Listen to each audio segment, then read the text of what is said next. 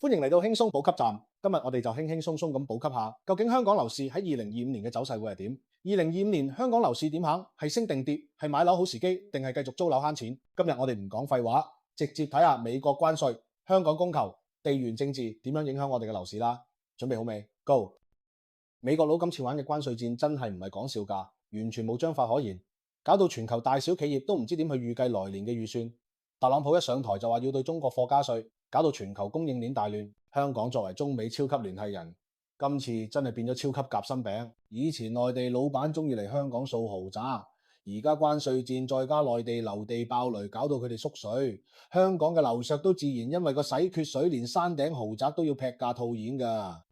Mount Pleasant 有單位8年蝕1.4億，真係蝕到入肉。中環中心有單位尺價13蚊沽出，比起高峰跌63%，仲慘過比特幣暴跌。結論：關稅戰唔止打殘貿易，仲打殘埋自住樓。講真啊，梗係每幾個月都聽到自己層樓又跌咗，冇人會想聽價啦。仲有經濟咁唔樂觀，連恒生呢個人稱銀飯碗嘅僱主都話要大裁員，連份工都危乎啊！都唔知係好消息一話係壞消息。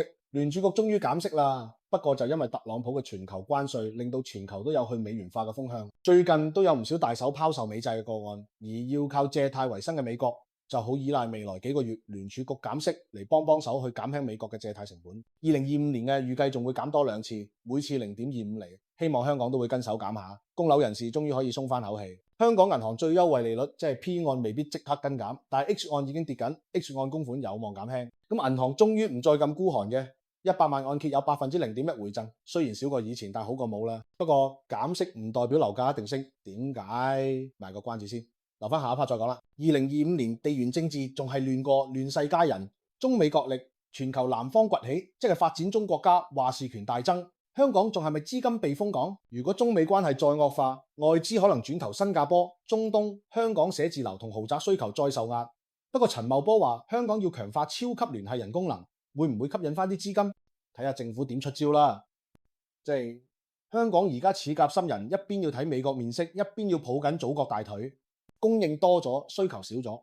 2025年香港樓市供求點玩？比起2021年高位，樓價已經跌咗2成，但係租金反而升8%，即係租樓貴過供樓。股市波動大，有錢佬寧願買樓長揸。公司客買樓個案升4成。結論嘅，如果你有錢又忍到手，2025年可能係入市時機。